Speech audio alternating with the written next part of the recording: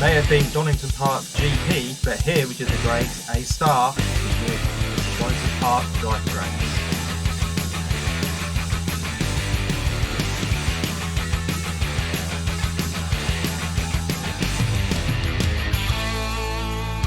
Hello and welcome back to the British Touring Car Podcast. We are back once again to have a look at our predictions and the grades for this weekend just gone at Donington GP.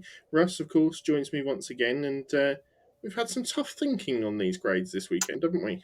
It's been, I would say, probably the hardest to grade across the board this weekend, because there have been, this has been I was kind of down on it on the review, but actually looking back at it, it's been a sort of classic BTC weekend where there's been just a big spread of results. And I say I've been a little bit down on the racing action and whatnot, but actually when you look at the results, this is what a classic race 3 used to be like in particular. And actually a lot of drivers, the main candidates for title aside, had a pretty up and down weekend, which is quite usual for touring cars. So that was good.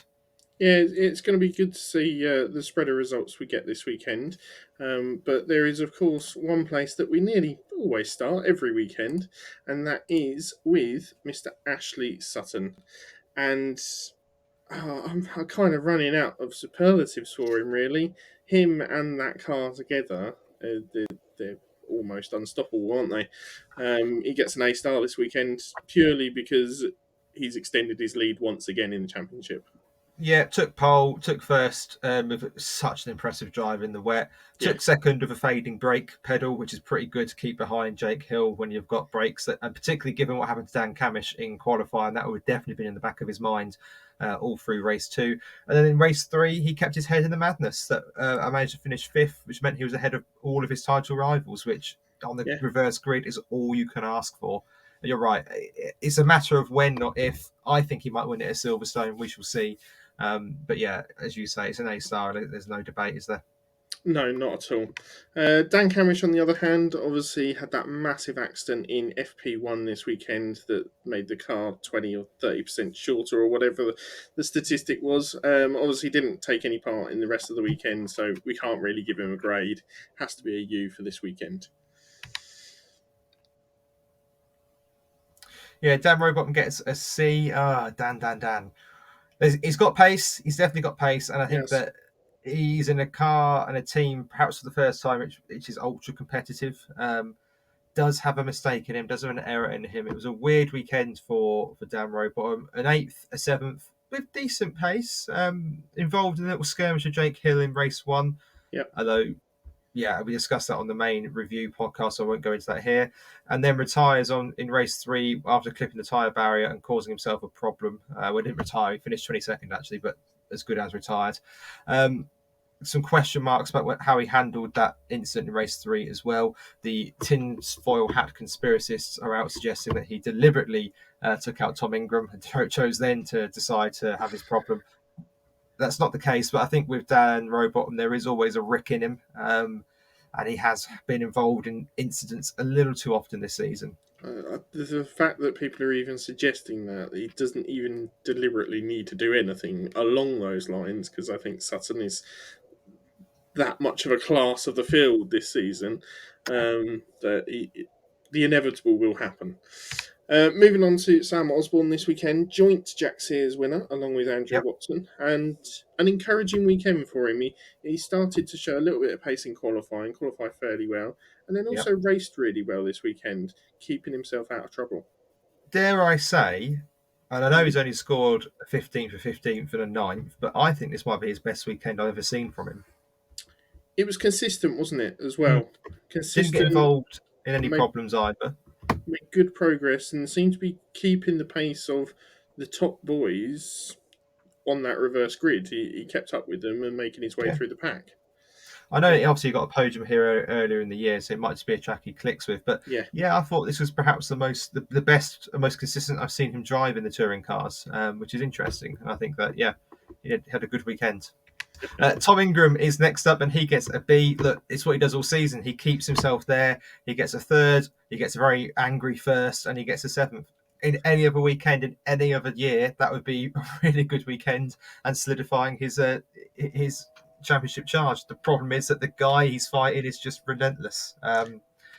So it's a B for Ingram. I'm not sure he could do a lot more. Obviously, the race one, change of position with Jake Hill's. I've not seen a single soul who agrees with it, No, apart from presumably Jake Hill. I can't find anybody willing to defend that decision from the marshals, which I think speaks volumes, particularly how tribal touring cars can be. And I say, any other season, Ingram is winning the championship and winning it well. easily as well. Yeah, He's just struggling because Ash Sutton is just so good. I think the only thing I could say for Tom, and to sort of give him any sort of G up, is that he is some 60 points clear of Colin Turkington, which I think is very commendable. It's just yeah. a case that he's just in this ridiculous situation where Sutton's better. It's as simple as that. Yeah, unfortunately, he is a B for him this weekend. Moving on to his teammate Chilton, what looked like a fairly promising weekend. Obviously, he had that great result, winning last time out at Donington Park at the first round. And I thought we were going to see a little bit more from him this weekend, but it kind of petered out. And the reverse grid race 3 started on the front row. I thought, okay, this is his chance to go and show us what he's still got and what he's still made of. And he just fell through the field along with that start line error of his that is almost unexplainable. It's almost unforgivable as well. You're on the front row Yeah, of the grid. With respect to Dan Lloyd, you're up against a team hard car that has struggled all year round. yeah, You'd expect Chilton in that position to win the race with the Hyundai underneath him. Perhaps, at least be battling with cars behind for the win. And oh yeah, actually, you say to them, mess up the start and end your race before it's even begun. yeah. Yeah, it's and particularly if you notice the mistake and then don't get the rectification right. That's pretty damning, really. It was Unfortunately. mad. It was definitely mad. Right, Ronan Pearson next. A really weird. I think he probably had the weirdest weekend of everyone to a degree because didn't do particularly well in the Jack Sears, but then also scored points in all 3 races, Yeah, including quite a good comeback in race 3. We had to pit early on to sort his flapping bonnet out and managed to come back through the field to 15th. Showed really good pace all throughout the weekend. Qualified really well in for race 1. Unfortunately, wasn't able to translate that into a high points finish. Bit of contact throughout the weekend as well, as expected. But yeah, it's a C for Pearson. Could have been more, but look, I think that this has probably been, and I know it's recency bias, but one of the strongest years for rookies. All the rookies that have yes, come in have done really well, and yeah. Pearson is amongst those. Yeah, he's looking comfortable in the car now as well, and getting that comfort and consistency will all build, hopefully, to seeing him there again next season. Moving on to Halstead, then he had his traditional trip to the gravel a couple of times this weekend, but he was sort of keeping pace with Jack Boutel at the back of the field. He certainly wasn't off the back this weekend, which is pleasing to see. He just needs Mm, to cut out the errors. mm. Boutel was, as we'll get to, wasn't particularly good this weekend. No, he If wasn't. that's your yardstick, then yeah. I know, But, but progress, sort of, kind of. Colin Turkington, the first up of the BMW drivers, he gets a B. Look, Colin's actually had a pretty good weekend. Again, quite solid. A 5th, a 4th, and a 6th. Any other year is a pretty good round It's a to finish in quiet the top 6 weekend 3 for him. times. It was quiet. And again, in the main review pod, I have questioned his racecraft. Again, he doesn't seem to want to get his elbows out of Jake Hill, perhaps understandably given Hill's reputation at times. But yeah, a typical Colin weekend, banking the points. In most years, that approach would be fine. As I said before on this podcast many times, that approach doesn't work anymore because Ash Sutton is a freak and Tom Ingram is ridiculously good at maximising what he's got. And as it stands, there are 2 drives, if not 3. I think actually 3. I think you can include Hill, who regularly just get better results now. It's just that simple. Yeah, I think I do wonder whether Turkington's race technique, as we could call it, is waning towards the end of the season. Now he knows that he's probably out of the title hunt, being so far behind, and he's more willing to let Sutton, Ingram go and fight and do what they want to do. So I think 4th, 5th, and 6th is probably the best kind of results that he might get until the end of the season. Yeah, I'd agree with that. I think the other thing I'd say is that obviously he's won the bulk of his championships in the era of Matt Neal, Jason Plato, Gordon Shedden, Yeah. where they were a bit more robust. Whereas now Yes. we've got drivers that are not. Plato would risk it all to get a win, no matter what the championship was doing. He would risk it all for a win, and so Yeah. would Matt and Gordon, slightly to a lesser degree. Ash sometimes does that, but not as much as he used to. Whereas Ingram won't, but Ingram's happy to maximise getting that second position. And as I say, I think Turkiston's style when he won them was perfect because he had lots of robust drivers willing to risk it all for an extra point. Whereas now, I just think the style of racing has changed. He's been left behind a little bit. Yeah, certainly. Jake Hill also gets a B this weekend. Obviously, controversy in race one, but it was a second overall. Took a podium in race two as well, and then suffered a little bit of damage in race three, but finished relatively well. He still needs to finesse his technique sometimes, though. I couldn't help but think of the "Come Dine with Me, Enjoy the Money" Jane with him taking seconds. Yeah, Uh, we discussed on the main podcast. I'm not going to go back in that here. Yeah, B's fair. For me, he's out of the title hunt. But okay, yeah, yeah, that's fair. Stephen Jelly. I think you said it in the preview. To your credit, it'll either be a Jelly masterclass or a Jelly disaster class. And I gave him my disappointment, bad surprise of the weekend in the review podcast. Didn't know he was here. Didn't know he was here this weekend. I feel partially responsible for it, having jinxed him. Obviously, he had that high in Knock Hill where he drove really well, and if it weren't for the final race incident with Hill, he would have probably been the top scoring BMW that weekend. Yeah. Not top scoring BMW, but the best position BMW. And then it all just comes crashing back down to earth, doesn't it? It does. And I think, to be fair, Jelly, he did score twice. Yeah, So in two of the three races he scored well, but he qualified so badly, yeah, he which did. ruins the weekend. He didn't look comfortable racing in the pack in races one. Yeah, it just wasn't a particularly strong weekend for Jelly, particularly when the rest of the team had quite a good weekend around him. That always Yeah. magnifies it that little bit more. Yeah, you mentioned the rest of the team. Morgan takes home a C this weekend. A fairly Morgan-esque, what kind of weekend we would expect from him. Sitting just inside the top 10, around that area, battling with all the drivers in and around that point. Didn't get himself into too much trouble this weekend, but didn't set the world alight. Yeah, couldn't agree more. Rory Butcher, he's again what a strange weekend for Rory. So topsy-turvy. Yeah, didn't qualify particularly well. An No? 11th and an 8th in races one and two with not a great deal of pace, and then inherited a win in race number three. Now, sometimes, or most of the time, winning a race normally gets you an A on this podcast. However, it might be because I feel really sorry for Dan Lloyd, but he inherited the win, and I don't think he was winning it on the road. No, I don't think he was winning out on the roads, although he did build up good pressure over the last He 4 or 5 laps. Unfortunately, it wasn't that pressure that caused the mistake or the break in Lloyd's car. It was just unfortunate, and I think that's quite why he isn't getting an A this weekend. Yeah, but pleasing to see him back near the front. Hopefully, Yes, he can take that momentum into the rest of the season. yeah, a whole load of consistency from Mr. Collard this weekend brings him a B, finishing inside the top 6, I think, for every race. Very encouraging to see, and uh, he's refined his driving this weekend. It's not perfect, certainly, but it's certainly on the upward incline.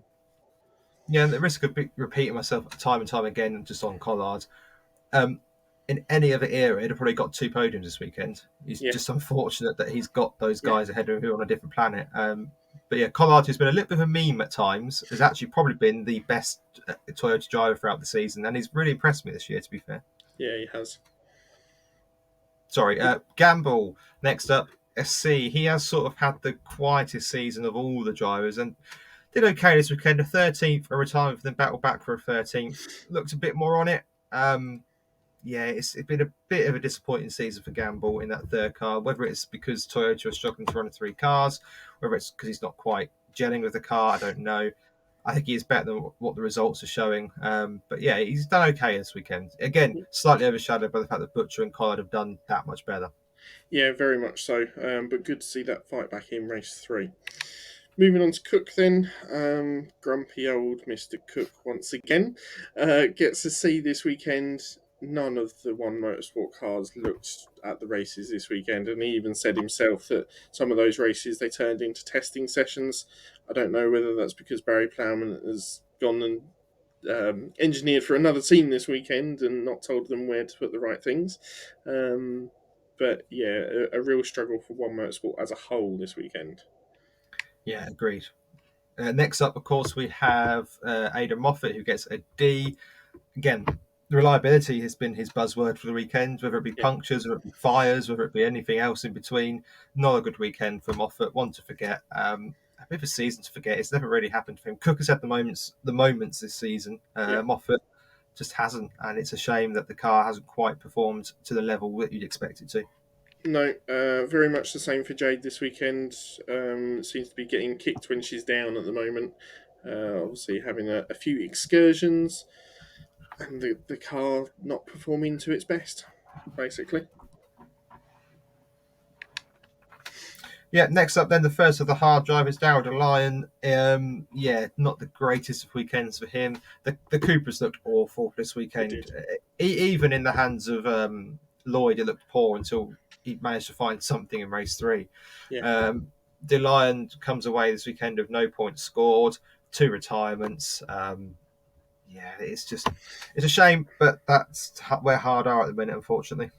Yes, very much so. You mentioned Lloyd there, and if it wasn't for the failure in that final race, if you'd won that final race, it's probably an A for him this weekend. It's a B if he Um, wins the race for me, but but you could see in the videos that I've seen post race how hard he'd worked and how much emotion that he poured into that final race, and for the car to just let him down on that final lap is absolutely heartbreaking. As you say, the car was struggling up until that point in the weekend, so I think the best we can give him is a C. agreed. Boutel, it seems almost harsh, but he was the worst of the hard boys by It some was, considerable margin. yeah, Pace just wasn't there this weekend for Boutel for whatever reason. Look, Hard have got a million and one problems at the minute. Some public, some not public. I don't think the Cooper's working. I don't think they're particularly doing well as a sometimes a six-car team. Um, yeah, I don't know what the matter is, but Boutel can't. This weekend, it was alarming how far off it he was. no, I was amazed by how far off it was this weekend. Patterson again struggled this weekend. Only a C for him. Yes, he did manage to get into the points, but only just. And he was battling for Jack Sears, but never really getting towards the top end of it this weekend. Just Yeah, struggling. involved in an incident with Moffat as well, which we discussed on Yeah, the main pod. I still think it's a racing incident. You think slightly more his fault, but yeah. yeah, Anyway, Creasy a D. Look, I'm not on the Creasy hype train. I'm sorry. Is it the car? Is it the driver? Is it a bit of both? Don't know. But his return hasn't been exactly um, tumultuous, has it? He's scored once since his return now in 9 races. And this weekend again, the Cooper didn't look good. 20th, a 19th, and a 17th. I might still be hurting that it's Bobby Thompson he's replaced, and I accept that there's a level of that pain in my heart on that one. But yeah, it's. Crease is a established driver who's done a lot of racing in his career in various sports, and it's just not clicking at the minute. yeah. The only thing of note that he did this weekend was run wide in qualifying and went through the gravel. Apart from that, I wouldn't have known he was there. No, really nice guy, works really Yeah, hard, but it's just not working at the minute. no, certainly isn't. Onto the PMR boys. Double, slightly disappointing out of the three of them for me. Thought he was going to be challenging more for the Jack Sears win this weekend. Car looked a little bit off the pace for some reason. I don't know whether he struggled to find the setup or what really, but he certainly didn't have the pace of Watson, and that's why he gets a C this weekend. Yeah, he didn't score any points this weekend, which is No, surprising given how well his teammates did. Yeah, I very agree much with so. you. You mentioned Watson, and he gets a B. He is the joint Jack Sears winner for the weekend, which is what his job has got to be. He scored twice this weekend, a ninth and a 11th, which is really good. Raced quite well in the pack as well. I mentioned earlier in the record that I've been impressed by the rookies this season, and Watson is Yep. one of those that's definitely impressed me. Raced really nicely, looks very good in greasy, difficult conditions. It's a B for him this weekend. Yep. Same for Aaron Taylor Smith this weekend. Took a podium in the final race. I did tip him for a sneaky podium this weekend, and somehow he managed to get away with a push to pass move in that race. But there we go. It's only you on Jordan. rise and falls with the pitfalls of the motorsport. What I Um, will say as well is that I think if Lloyd goes earlier in the race, i.e., has the breakage earlier, I think Aaron Taylor Swift wins that race. you think so? Yeah, he was right with Butcher the entire way, and I think he would have. I think he had the pace. We'll never know, and it's complete hyperbole from me. But yeah, I obviously don't want Lloyd to go at all. But I think if Lloyd had gone a couple of laps in, I think Butcher would have been under real pressure from Taylor Swift for the race win. Okay, that's fair enough. But great to see him back on the podium after 7 years. Really good to see Aaron Taylor Swift back at the top. It's good to see. Yes, very much so. And then Huff this weekend, obviously not there, had prior commitments, but it does look like he may well be back for Silverstone and Brands for the end of the season. But we shall see. We know what Team Hart can be like. There are whispers he will be, but who knows? Yep, we'll move on to our predictions now then, and see how well the scores have changed. Yeah. Well, we can all tell where this is going with the mugness has crept into Sam's face, eyes, voice, and general demeanour. Go on then. Now, I must say that Must you? after FP1, I was going, oh no, my weekend is going to turn to rubble. The fact that I obviously had Camish for pole position, as did you, and Camish to take a race win, to hear that he wasn't going to be racing for the weekend, I was like, I'm automatically onto the back foot here. However, Sutton and Ingram did, of course, take a win each this weekend, and Butcher taking the final win, but I very much missed out on the Jack Sears this weekend, going for Doble. Just wasn't quite at it, certainly wasn't at the pace of Watson, and surprisingly, Osborne. Yeah, thanks to Jake Hill, I didn't get a double winner because he made Ingram so angry that Ingram was going to win that race. I think if that hadn't happened, then I think Sutton would have got a double race win. But there we go. Ifs, buts, and maybes. I like you went for pole for Camish, got a race win with Sutton. Cook let me down big time in the reverse grid race. And Andrew Watson, I get half a point for because he shared Jack Sears' honours with Sam Osborne this weekend. So I get half a point. Yeah, we did look into the possibility of if Watson had taken 2 wins and had a really low score, that having 2 wins would be better if they were on the same points. But they did score a 1, 2, 3 for each driver this weekend. So obviously we felt that it was fair to give half a point for that. Correct. Onto your predictions as well this weekend, mate. There's no point. Cook outscores Butcher. Yeah, Butcher decided that this was the weekend he wanted to suddenly wake up and be a challenger. So thanks, Rory. The tip for the dark horse just likes to really prove me wrong this season, doesn't he? That's where it comes there. 1 outscore Hyundai. It was far off, let's be honest. And safety car each race. Well, the touring cars are boring, so there isn't a safety car each race because the touring cars are now very, very boring. I was a little surprised that we weren't getting a safety car in race 1, especially with the conditions as well. But yeah, it certainly didn't come out as much as I thought it would this weekend. And then the hairpin overtakes, I think that's a little inexperience of the track. I think I might have had one up on you there, having seen racing at the track before. Yeah, and I kind of just thought that overtaking has been a premium this season as it is, and I kind of just thought it wouldn't be that much there. Knock Hill, if you take Knock Hill, for example, this year, the hairpin there is normally a magnet for overtaking. It wasn't that busy the Knock Hill weekend. So I used that as logic and I got it wrong. So yeah, no points scored there. So 1.5 points for me this weekend. Brilliant. Moving on to my predictions. Lloyd outscored all his teammates combined, only just considering that retirement in race 3. If he'd taken that win, then it was a surefire home run. But I think he only scored 5 points this weekend, and obviously Patterson got a few, so it was a closer run thing than I was expecting. Toyota had an excellent weekend at their home circuit, and One Motorsport really didn't do particularly well. And I've just noticed that I've spelled Motorsport wrong. You don't get the point then, because technically there is no team called One Motorsport, so therefore you don't get Motorsport. Sorry, no point there. Deduct one. And then Morgan, I think if you find in the recording, I did say One Motorsport, but we'll go with it. And then Morgan outscoring Jelly this weekend. Yeah, almost foregone conclusion where Jelly's qualified down in 20th. Morgan had a decent weekend and Jelly was nowhere. And then the hairpin overtakes, I think I stopped counting when it got to 10 in the final race. I knew I'd taken home the point, and I was quite happy to have nearly, not quite, a full house on my predictions. Didn't get it bang on like you did at Knock Hill, was it? Yeah, it was Knock Hill, yeah. But yeah, happy with that this weekend. Yeah, so you should be, because that's done to the scores. Is that coming into this weekend, I led 25 21. Coming out of the weekend, I lead 26.5 to 26. Oh, 2 rounds left, mate. It's going to be a tight run thing, isn't it? It is. And by the way, it was Croft. I got the gravel running through It's turn one Croft, right yeah. on 7.7 for that one. Yeah, it's going to be a tight run thing now with 2 rounds to go. Half a point in it. This is the closest it's been all season. You haven't It led is. all season, I don't think. So it'd be just like me. I'm thinking back to fantasy football last year. I threw it away at the last. Snatch it For at you the to. last. Oh, you have led. You've led quite a lot this season, actually. I take it Oh, have back. I? Okay. If I was to plot a graph, you were. Well, I can quickly take you through it. You led at the end of round one. No, I led at the Okay. end of round one. Apologies. You led at the end of round two.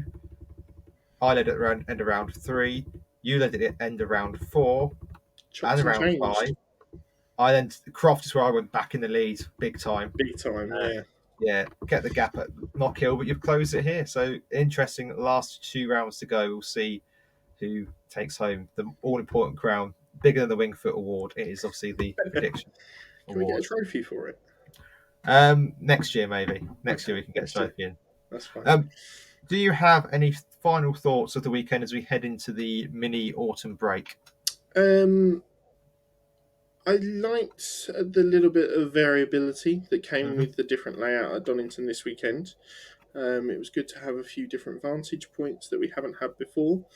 And although you may not think so, I think it added to the racing a little bit more as well, especially having Um, that little bit of controversy at the end of race one with Hill and Ingram. That wouldn't have happened if it was on the normal Donington layout. And it's produced a talking point, certainly, along with others. I agree with you. I'd rather go to completely different tracks and just do different Yes, iterations yeah. personally. But yeah, it was good. Um, it was better than I thought it was going to be. It's not been a great season. I don't think it's been a classic, particularly for many reasons. But yeah, this was a more interesting weekend, as it were. My final thought is a thank you more than anything else. That my partner was waving this all weekend in various ways. So thank you to her for giving us a little bit of The mistake flagging. flag. Yeah, the tiny flag. It was a pilot to see if people saw it. So if you were at the track and you did see the flag, drop us a line below so you did see it, and we can then potentially go for a big one. But thank you very much to my other half for And being our advertising promo girl for the weekend. any audio listeners, please do go over to YouTube so you know what it looks like, and you can watch out for it at Silverstone, which I think we will both be going to, all being well. Are you going, are you? Hopefully, as long as I've got the money. But yeah, and then next season we'll work towards a bigger flag, I think. Yeah, flags and trophies. That could be all Excellent. be arranged, kind of. Yeah, I say into the autumn break now. We will be doing a little bit of content, but we are going to have a couple of weeks off as well. This has been a long, hard campaign so far, Yep. particularly with weekends coming thick and fast and going to so many back to back as Yeah. well. But we will be getting a 10 minutes with Is the Touring Cars in Crisis? That's Maybe. a 10 minutes with. And we will be doing, of course, the Knock Hill vlog as well. And we're back with the Silverstone preview a week before the Silverstone weekend, obviously. In the meantime, if you've got any comments, any feedback, anything good, bad, in between, ambivalent, please do comment below. If you're listening on audio, then please do give us a 4-star or 5-star review. Please do put a nice bit of wording in there. It really does help us out. I'm just going to have a quick look to see if anybody who has done that, who we can give a quick shout out to. And Yeah, the please comments do probably I remember would do to that. subscribe on YouTube as well, and don't forget to get the bell on, because every time we release an episode, you will get a notification to say that we've released one, Yeah, and you don't want to miss out on some of the funny content that we give.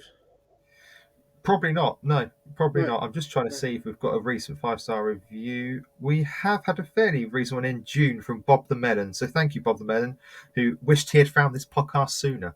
So Yep. if we are now catering to the fruit market, that is very good indeed. Well, you can always go back and listen to any other podcast you've found of ours on any platform. Absolutely. So yeah, please do help share the pod. We do it for the love of the game, as it were. It really helps us out. It blows our mind that even one person listens. So anything you can Yeah. do to help the pod keep growing and help us keep delivering the content really does help. So thank you for your support so far this year. Keep the support coming. We really appreciate it. Yep, we'll be back soon. See you then. Bye. Bye.